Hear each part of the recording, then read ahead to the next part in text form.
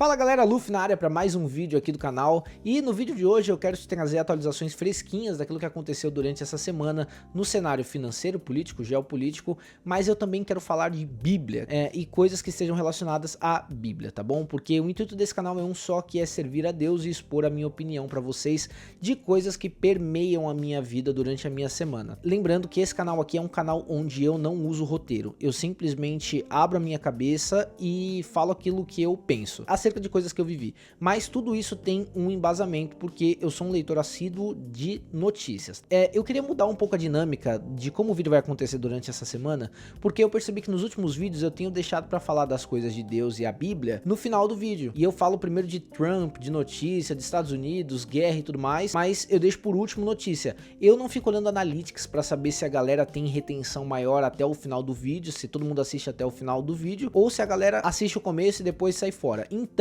eu vou entregar como primícia a partir de agora em todos os vídeos uma palavra acerca da Bíblia, né, uma curiosidade ou algo que de certo modo Deus falou comigo para que eu falasse nesses vídeos aqui, e depois eu falo sobre o cenário político, geopolítico e vida financeira, tá bom? Então o primeiro tópico que eu quero trazer nesse vídeo é a necessidade que você tem para estudar a Bíblia. Isso é, existe uma necessidade que todo cristão deveria de certo modo suprir, que é sobre o estudo da palavra. E quando eu falo estudo da palavra, não é só ou simplesmente abrir a Bíblia para lê-la. Isso de certo modo já é pleno e eficaz para que o Espírito Santo que habita dentro de você seja capaz de discernir aquilo e contextualizar através da sua vida e o momento que você está vivendo, para de certo modo te dar uma luz. Por isso que a Bíblia ela é um livro eficaz. Existe uma frase do Billy Graham que diz que a Bíblia é mais atual do que o Jornal de Amanhã, mas ela seria ainda melhor do que o Jornal de Amanhã, porque no Jornal de Amanhã, por exemplo, se você tivesse acesso ao Jornal de Amanhã e visse o resultado da Mega Sena, você poderia jogar e ganhar. Mas a Bíblia ela não é isso. A Bíblia ela não é um livro que vai te trazer sorte,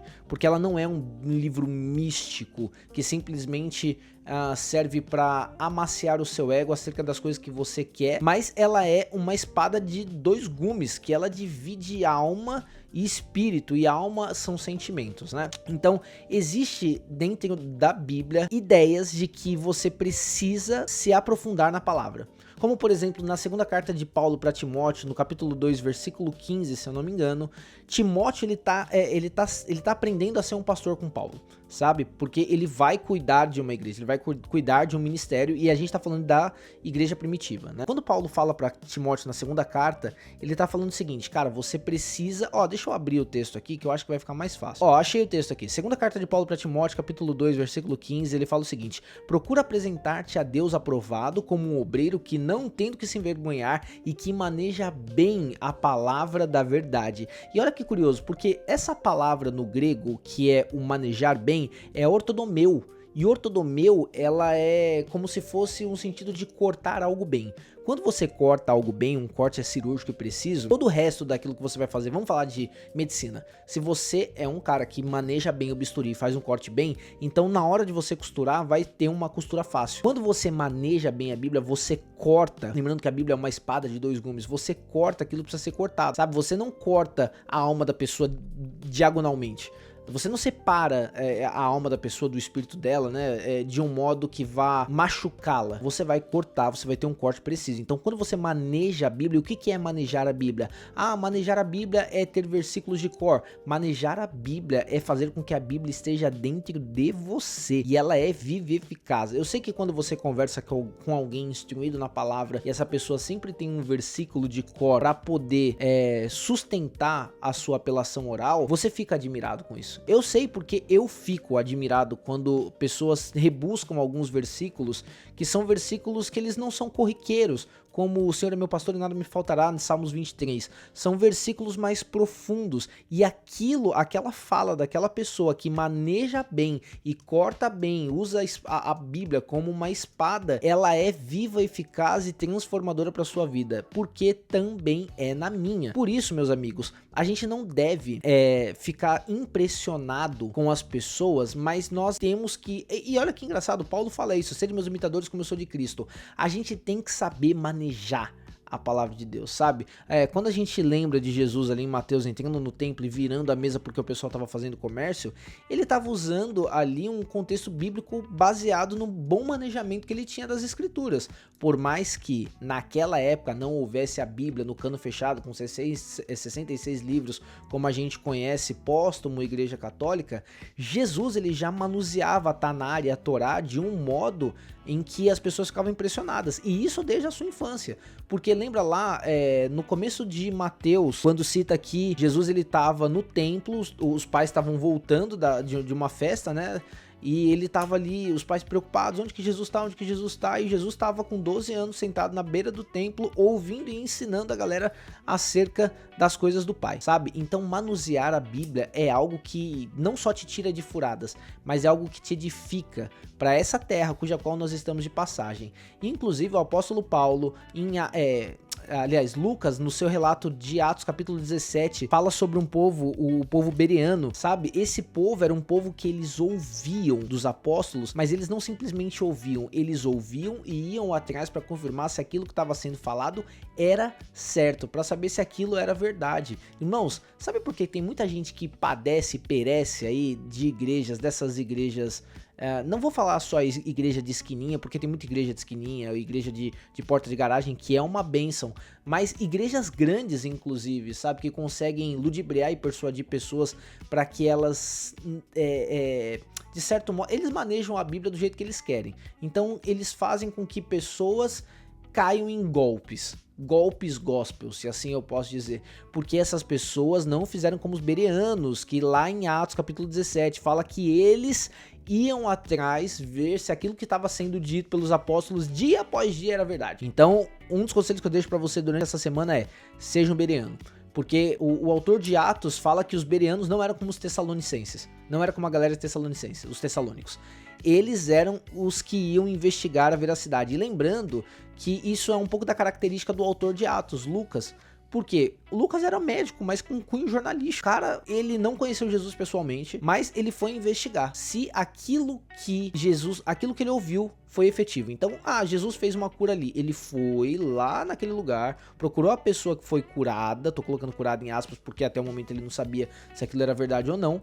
E ele, através do testemunho da pessoa, que é vivo, eficaz e transformador, por isso que Apocalipse fala que o testemunho de Jesus é o espírito da profecia, ele ia lá e confirmava que aquela obra havia sido feita. E cara, quando você ouve de pessoas que moram em lugares distintos e provavelmente nunca se encontraram acerca de milagres que são coincidentes, é impossível você não... Lembrando que naquela época não tinha internet, não tinha Wi-Fi, o meio de comunicação mal era por carta, porque você não tinha o papel como a gente tem hoje, né? O papiro... Não sei nem quanto que o papiro foi criado pelos egípcios ao certo, né? E existe essa divergência também se foi feito pelos egípcios, pelos chineses. Anyway, então assim, existe uma necessidade de que você manuseie a Bíblia bem, não apenas para que você não caia em golpes, mas aí entra uma parada muito maluca. A palavra de Deus fala que se somos filhos de Deus e Jesus é filho de Deus, e ele é filho e ele é herdeiro, nós com ele somos co-herdeiros daquilo que Deus promete para ele. Então você tem parte da promessa que Deus imbuiu a Jesus, certo? Você é um co-herdeiro daquilo que é a herança dele, porque você também se torna filho quando você reconhece que ele é o filho. Mas Jesus é rei? Se a gente considera que Jesus é o próprio Deus na encarnação humana, Jesus é rei, porque Deus é rei. Jesus não é um príncipe, Jesus é rei. Então, o Salomão, em Provérbios capítulo 25, se eu não me engano, ele fala sobre... deixa eu procurar aqui esse versículo também, que eu acho que vai fazer muito sentido para aquilo que nós estamos falando. Achei aqui, ó, Provérbios capítulo 25, versículo 2. A glória de Deus é encobrir as coisas, mas a glória dos reis é investigá-la. Cara, a glória de Deus está em encobrir as coisas. Existe uma frase, talvez eu diga ela errada aqui, mas eu já escutei alguns teólogos falando sobre ela, que os humanos, eles tiram a máscara para que eles possam aparecer, mas Deus, ele se encobre para que você tenha curiosidade de encontrá-lo, sabe? Deus, ele quer que você vá procurá-lo. E é isso que o autor de Provérbios, capítulo 25, versículo 2, ele tá falando. A glória de Deus é encobrir as coisas, mas a glória dos reis é investigá-las. Cara, vai investigar a Bíblia dentro do seu contexto histórico, geográfico, político, para que você entenda plenamente aquilo que foi dito e o contexto cuja qual aquilo foi dito. Quer ver? Eu gosto de usar uma frase, eu gostava muito de usar essa analogia com os jovens, quando nós liderávamos jovens, que é o seguinte: se eu te falar que eu vou engolir um sapo, faz muito sentido pra você agora. Ah, eu tive que engolir um sapo da minha esposa. Ah, eu tive que aturar alguma coisa que eu não queria. É isso que você vai entender. Mas imagina daqui 2000 anos, alguém ouvindo essa expressão idiomática, que teve que engolir um sapo. Ele vai falar, nossa, mas por que ele teve que engolir um sapo? Irmãos, a Bíblia é cheia dessas expressões idiomáticas. Você precisa ir atrás desse contexto. Vocês viram aqui que eu fiz uma citação sobre grego? A Bíblia ela é escrita em hebraico, no Antigo Testamento, um pouco de aramaico, que é uma língua perdida, que Jesus também falava, e no Novo Testamento é escrito em grego. Porque você precisa lembrar que ali houve uma disseminação. O que havia acontecido saiu de Judéia, Samaria e foi para os confins do mundo. Então, assim, precisava ser, é como se o grego na época fosse o inglês de hoje. Era meio que o idioma, assim, universal, porque o Império Grego e Romano dominaram tudo e se falava grego em todas as partes. Então, assim, irmãos, a Bíblia, ela é tão incrível, maravilhosa e atual, sabe? Eu separei algumas frases aqui, olha só, eu não faço roteiro, mas existem algumas frases de grandes pensadores ou homens de Deus, né, como Agostinho de Hipona em 354 a 430 depois de Cristo, que fala: a ignorância das escrituras é a ignorância de Cristo. E essa fonte é da Doutrina Cristina, livro 1. Martim Lutero, em 1483 a 1546, a Bíblia não é fácil, ela exige leitores atentos e não preguiçosos. Prefácio de Lutero para as Epístolas de Apóstolo Paulo. João Calvino, 1509 a 1564, a verdadeira compreensão da Escritura exige um conhecer do tempo, o lugar, a circunstância a qual elas foram escritas. Institutas da Religião Cristã, né? Essa é a fonte do livro. Charles Spurgeon: a Bíblia é rasa o suficiente para uma criança não se afogar e profundo bastante para um elefante nadar. Meus amigos, com isso eu quero terminar essa parte instigando você no começo dessa semana a abrir a sua Bíblia e olhar para ela de um modo diferente. Tentar se colocar dentro do contexto histórico, geográfico e político. Por isso que é muito legal você procurar os vídeos lá da Aline, né? Israel em Aline, Aline Israel, alguma coisa assim. Dr. Rodrigo Silva, Pastor Luiz Saião, sabe? Pessoas que estão lá e eles estão ensinando, além de tudo, o contexto geográfico por detrás. Eu tive a oportunidade de ir para Israel e a minha ida para Israel, e eu sei que nem todo mundo tem condições de ir para Israel, mas a minha ida para Israel, ela explodiu a minha mente. Sabe por quê? Porque, por exemplo, quando nós ouvimos falar que Jesus saiu da cidade velha de Jerusalém e foi orar no Getsemane, eu tinha uma impressão que Jesus ele tinha saído e tinha andado muito. Sei lá, ele tinha, quer ver, vou fazer uma alusão aqui, ele tinha saído do centro de São Paulo e tinha ido pra Guarulhos orar, sabe? Mas não foi isso, o Getsemane ele fica, tipo, sei lá, a 1 quilômetro. E ele é uma ribanceira, assim, é muito legal. Quando você tiver, e em nome de Jesus você vai ter a chance de ir pra Israel, você vai ver que o contexto geográfico muda a sua perspectiva e seu modo de visão acerca da leitura bíblica e de como você enxerga as coisas. Como, por exemplo, maior parte do ministério de Jesus foi na beira do Mar da Galileia. E quando você olha o Mar da Galileia, eu sei que muita gente acha que o Mar da Galileia é um mar. Na verdade, ele é uma grande de uma lagoa. Ele não é nem um rio, ele é um grande de um lago, sabe? Você consegue ver Cafarnaum, você consegue ver Tiberíades, você consegue ver, cara, é muito legal, sabe? Então, assim, vai mais profundo na Bíblia. Isso vai aumentar muito sua expertise e você vai poder manejar bem, assim como o apóstolo Paulo falou lá na segunda carta dele para Timóteo, que era seu filho espiritual, que ele cortaria bem usando, sabe?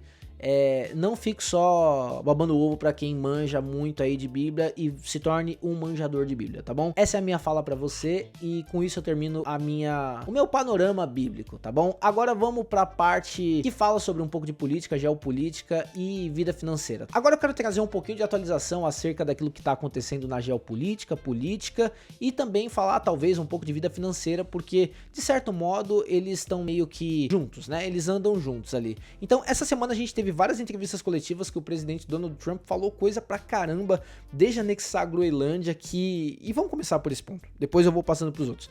O presidente Donald Trump, numa coletiva de imprensa na quinta-feira, se eu não me engano, falou abertamente que por bem ou por mal ele vai anexar o território da Groenlândia, que fica ali quase no extremo norte, praticamente fazendo parte do Círculo Ártico. Então, ele diz que vai anexar a Groenlândia. Qual que é o problema do presidente Donald Trump falar que vai anexar a Groenlândia? E na sua entrevista, na sua coletiva de imprensa, ele fala que não é porque a Noruega, que hoje é a dona da Groenlândia, não é porque a Noruega chegou há 500 anos atrás em um barquinho na Groenlândia que a Groenlândia faz parte do território da Noruega. Meus amigos, isso é de certo modo um problema que fere não só a soberania do país acerca de um lugar que não é independente como a Groenlândia, que é um território norueguês, como isso também liga um alerta acerca do que o mundo é.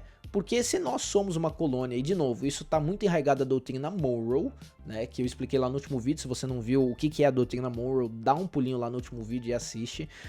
Porque os países da América, no geral, eles são países colonizados e, em suma, por europeus. Os portugueses chegaram no Brasil, os holandeses até tentaram chegar por Pernambuco, caso você não saiba, por isso que o Pernambuco tem muita gente branca do olho azul. Os espanhóis chegaram na Argentina, Colômbia, Chile, por aí vai. Nós somos colonizados. O Canadá, por exemplo, parte inglesa, porque os ingleses chegaram, a outra parte francesa, e até hoje existe essa disputa ali sobre quem é ou não, mesmo o Canadá sendo um país independente, mas regiões como Quebec, se eu não me engano, ainda são regiões que falam francês, mas todos os países aqui, eles são colônias, sabe? Eles foram colonizados, por mais que eles sejam independentes. Existe um perigo na soberania dos países com a fala do presidente Donald Trump acerca do que é de quem. O que dá uma certa impressão de que eles querem ser donos de tudo, mas isso também, não ser dono de tudo, pode ferir a soberania deles. Com isso, eu não quero fazer juízo de valores se a fala do presidente é certa ou não, tá? Por quê?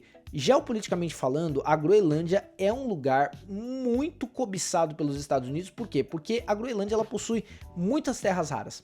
E o que são as terras raras? Neodímio, praseodímio, disprosídio e ítrio, que são essenciais para fazer ímãs de turbina, metais que são raríssimos usados para fazer, por exemplo, bateria de carro elétrico, sabe? E a gente sabe que a matriz energética está mudando de fóssil para elétrica. Então, minerais terras raras é a jogada da vez. E a China é a maior detentora de minerais terras raras. O Brasil, se eu não me engano, é o terceiro maior detentor de terras raras no mundo. Então, provavelmente, nos próximos anos, nós nos tornaremos um dos grandes exportadores de terras raras do mundo. Fora isso, lítio, grafite, cobre, tudo isso daí faz parte das terras raras. Não são tão raras, mas ainda assim fazem parte de terras raras. E eles são insumos utilizados para fazer várias coisas. E assim, você fala assim, cara, mas eu não tenho isso na minha vida, eu não uso isso na minha vida. Mas você usa alguma coisa que tem isso. Então, por exemplo, os clowns da vida e os servidores mundiais de internet, eles têm alguma coisa dentro deles ali que é terras raras,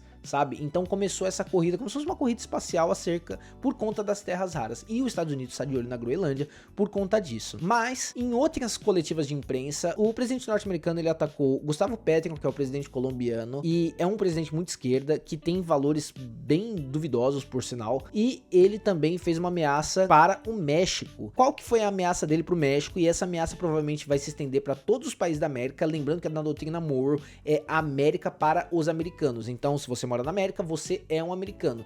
Mas o americano, o norte-americano, ele tem o dever, baseado na doutrina Monroe, de chefiar o planeta Terra. Então, o presidente norte-americano Donald Trump, ele categorizou todo o cartel de droga que envia droga para os Estados Unidos como grupo terrorista. E isso, dentro do seu governo, torna esses cartéis em grupos terroristas, o que dá direito a ele invadir esses países, já que os seus países, os seus governos locais não estão dando conta de acabar com o narcotráfico local. O governo norte-americano vai invadir e vai entrar lá. Por exemplo, no caso do México, existe um problema muito grande com fentanil. O fentanil é um analgésico sintético muito forte, à base de opioides, se eu não me engano. E ele é a base para se fazer metanfetamina. Se você já assistiu Breaking Bad, você com certeza já viu lá na série como que é feita a metanfetamina dentro do laboratório, e a base da metanfetamina é o fentanil.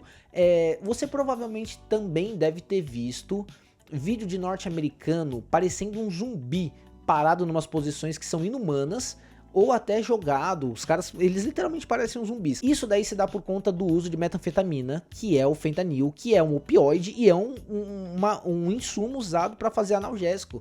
E é tão forte que, cara, imagina só, você tomou uma anestesia, a anestesia te apagou. Agora imagina você transformar aquela anestesia que você tomou para fazer sua endoscopia em uma droga, que você pode livremente comprar em qualquer lugar que seja um ponto de droga.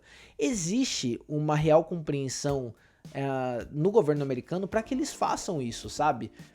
De novo, eu não tô fazendo juízo de valores se aquilo que eles estão fazendo é certo ou errado, mas coloca aí na sua cabeça. Alguém entrou na sua casa e começou a fazer alguma coisa que você não quer e, por exemplo, os seus pais não fazem nada para que aquilo acabe. Pô, você vai querer fazer algum tipo de movimentação para trazer bem-estar para sua casa, sabe? Isso se você tá na posição de filho. Obviamente você vai respeitar os seus pais. Estou fazendo uma analogia que talvez não seja tão boa, mas o que o governo norte-americano tá querendo fazer é o seguinte, ó, já que você, México, não tá acabando com seus cartéis de droga e eles estão mandando fentanil como base de como base de metanfetamina aqui pros Estados Unidos, eu vou entrar por terra no seu território, vou acabar com esse cartel terrorista, que agora eu considero como terrorista, e aí você fica bem, eu fico bem, sabe? De tal modo, isso também tá acontecendo na Colômbia, porque a Colômbia tem um exército, um para-exército, na verdade, que é as Farc, que é o maior produtor de cocaína do mundo, e eles exportam cocaína aí para todos os lugares, inclusive os Estados Unidos, que, se eu não me engano, é o seu maior mercado. Então, o presidente da Colômbia, Gustavo Petro, e o presidente Donald Trump sempre se pegam no pau. Eles sempre brigam muito. Existe eu não li o livro do presidente Donald Trump, mas quem já leu, e eu já li alguns feedbacks sobre o livro dele, fala que uma das estratégias dele é ser extremamente agressivo, depois ele abaixa muito o tom para conseguir negociar, e se ele não consegue negociar, ele vai lá e sobe e ele cumpre aquilo que ele falou.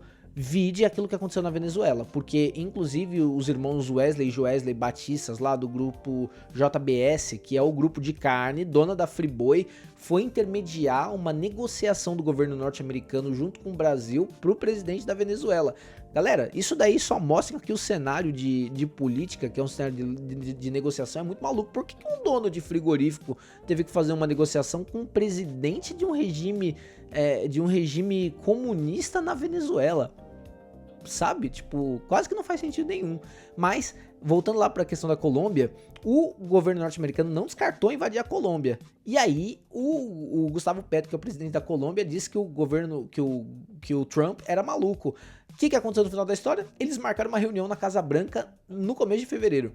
Gente, política é fogo. Por isso que eu falo pra vocês, e se vocês quiserem eu trago isso um pouquinho mais profundo aqui no canal, que é: abra os olhos, vigie, porque se você é um crente e tem um político de estimação, cara, tá faltando Deus no seu coração. Essa que é a grande realidade.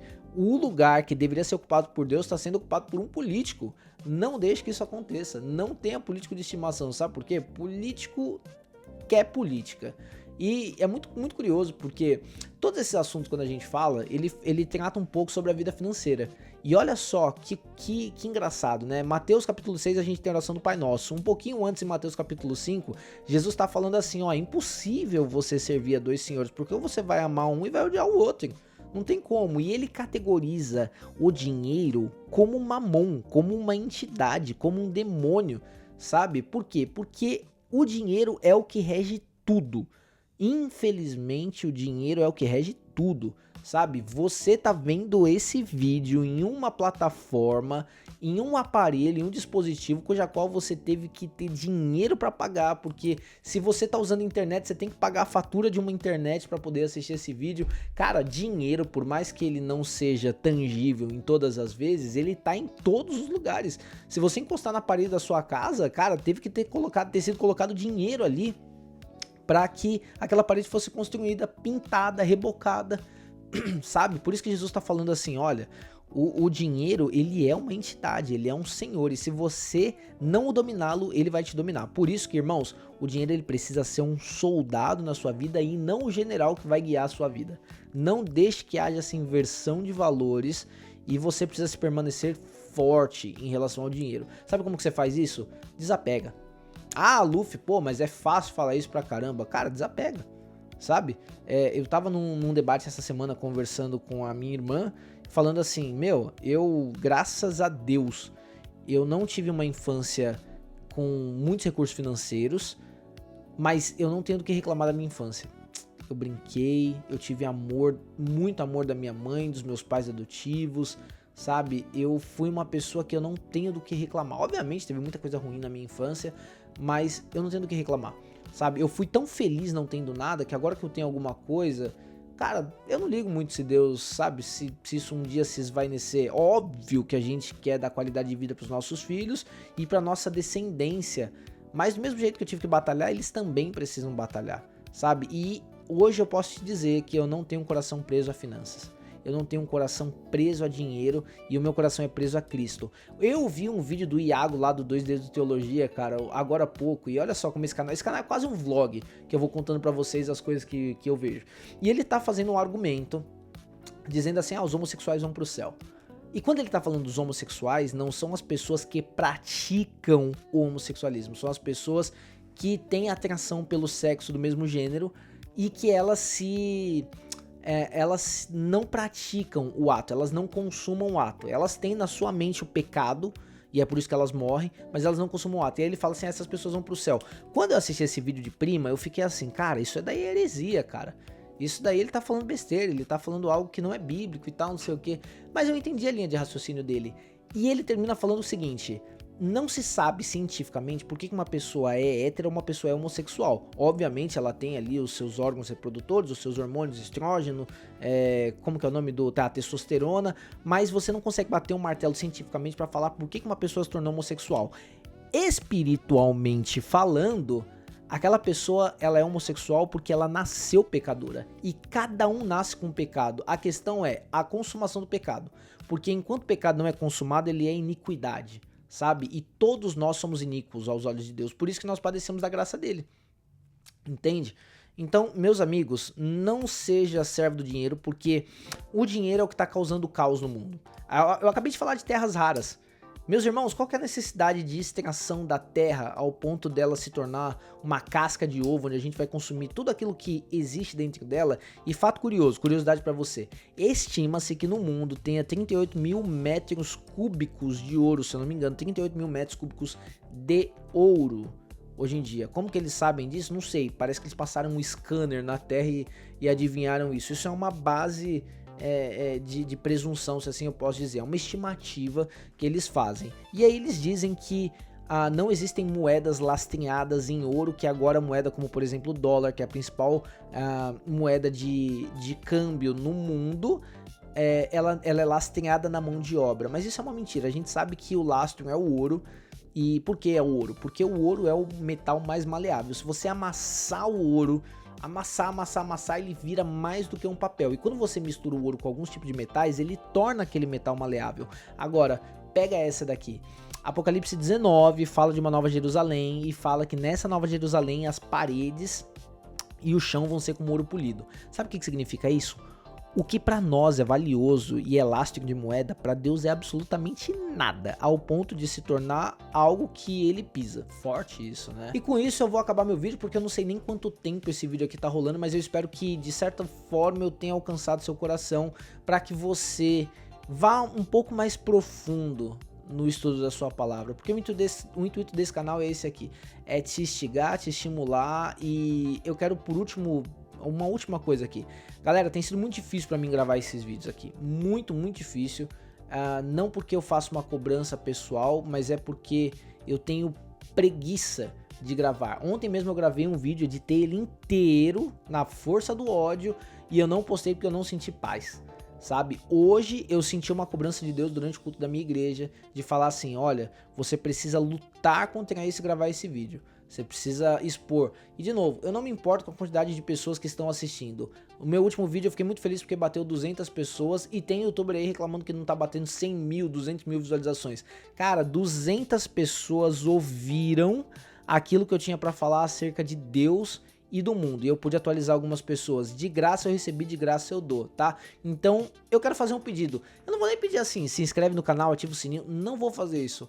Ore por mim. Porque eu entendi que isso faz parte do meu ministério e eu quero continuar tendo forças para poder continuar gravando vídeos e eu não quero ter preguiça, porque eu sei que é um modo que o diabo vai me atacar, me dando preguiça de fazer isso, porque a minha vida é muito corrida, eu tenho muito problema para resolver, tenho N coisas para fazer e quando eu paro 1 hora para gravar, mais 1h30 para editar o vídeo, eu me sinto cansado, exausto e fadigado. Então isso, quando eu penso assim, falar, eu vou ter que gravar um vídeo essa semana, já fico cansado, tá bom? Mas eu espero ter edificado a vida de vocês, orem por mim, essa é a minha oração.